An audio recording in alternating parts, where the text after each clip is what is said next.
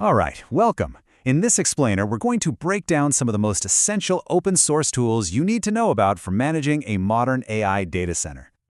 Okay, before we dive in, just a quick but important heads up. This is Module 5 of a 10-part tutorial, and it's all based on a really comprehensive report by Virtualization Options LLC.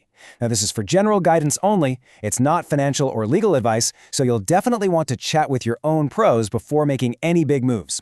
Also, you'll notice we're only talking about open source solutions here. There's a good reason for that. With tech that's moving this fast, commercial products can sometimes disappear, and building on an open source foundation just gives you a more stable, future-proof platform. So take a look at this. The modern AI data center, it's an absolute powerhouse of computation, right? But having all that power is one thing. Making it run smoothly and efficiently is a whole other challenge. And that's why today we're zooming in on one critical layer: container orchestration. Think of it as the air traffic controller, or maybe the conductor of the orchestra, that brings order and scale to the complex dance of training and deploying AI models. So let's start with the core problem. Orchestrating containers. That's a solved problem, isn't it? I mean, we've got Kubernetes. It's the industry standard. Well, yes, but it turns out that when you throw artificial intelligence workloads into the mix, things get complicated fast. So what's the big deal? Why is this so hard? Well, it all comes down to the fact that AI workloads have these really unique, really demanding needs that push standard tools like Kubernetes right to their breaking point. Honestly, they just weren't originally designed for this kind of intense, specialized work, and the cracks start to show pretty quickly. And here's what that actually means in practice. It's not just about, start a container. No way. It's about making sure your job lands on the exact right GPU. It's about handling container images that are absolutely massive.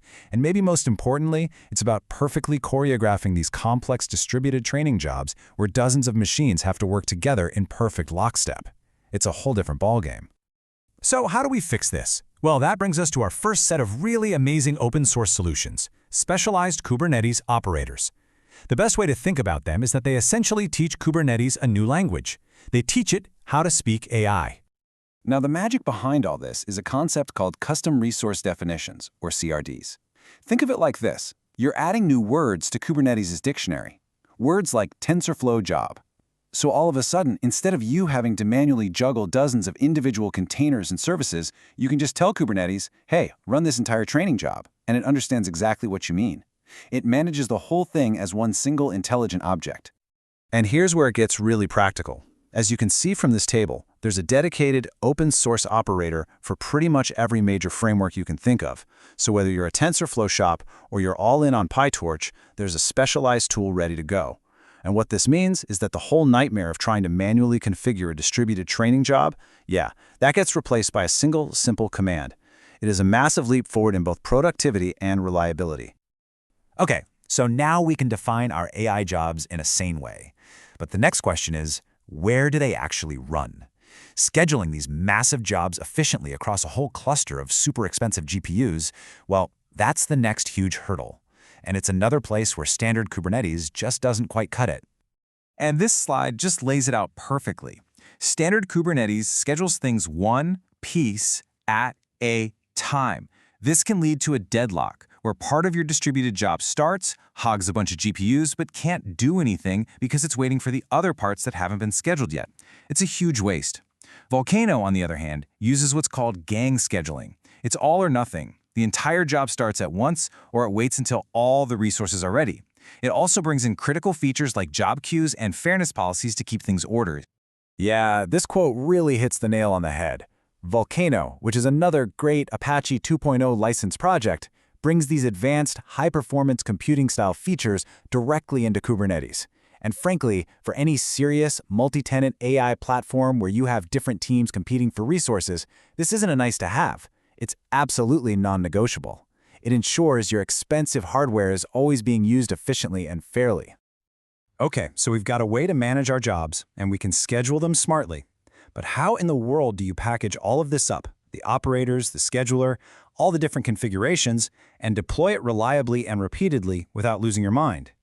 And that is where our next tool, Helm, becomes your absolute best friend. Helm, also licensed under Apache 2.0, is basically the package manager for the Kubernetes world. It lets you define, install, and upgrade even the most ridiculously complex applications with just a few simple commands. This workflow is really the key to taming all that complexity. You start by defining everything, and I mean everything, your operators, Volcano, your monitoring tools, the whole shebang, into a single package called a chart. Then you can easily customize it for different environments, like dev or production, using a simple values file. From that point on, deploying your entire platform, or upgrading it, or even rolling it back if something goes wrong, becomes a simple, version-controlled, repeatable process. It's a game changer. So, the really crucial thing to get here is that these aren't just a random collection of separate tools. They are interlocking pieces of a puzzle. Each one is designed to solve a very specific, very hard problem in the AI infrastructure space. But when you combine them, they form a powerful integrated platform that is so much greater than the sum of its parts.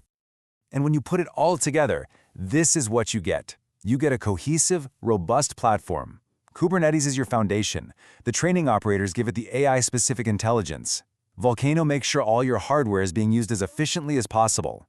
And Helm wraps it all up in a neat package so you can deploy it reliably every single time. This is how you build a real production-grade platform for AI workloads.